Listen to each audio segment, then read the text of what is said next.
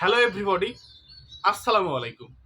আজকের এই ভিডিওটি দেখার পর আপনাদের আর অন্য কোনো ভিডিও দেখা লাগবে না, কারণ আজকের এই ভিডিওটি অনেক মূল্যবান।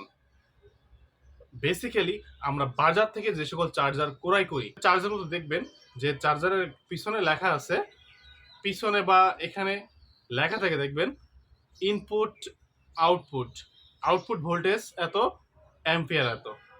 এখন আপনার এই চার্জারের ওয়াটটা আপনারা কিভাবে বের করবেন সেটা আজকে এই ভিডিওতে দেখবেন।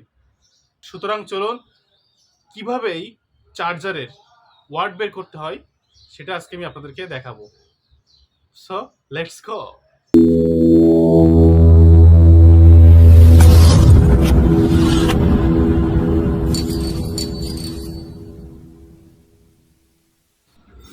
Now we know that formula W সমান V গুণ A।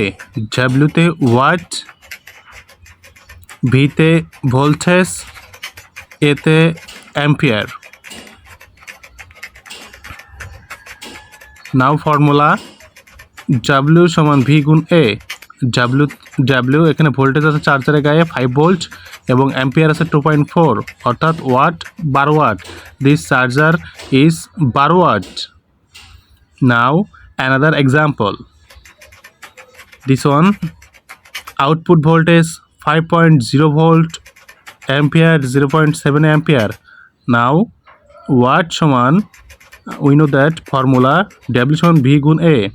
এখন এখানে ওয়াট 5.0 ভোল্টেজ এবং গুণ 0.7 অ্যাম্পিয়ার সমান 3.5 ওয়াট, অর্থাৎ এই চার্জারটি 3.5 ওয়াট।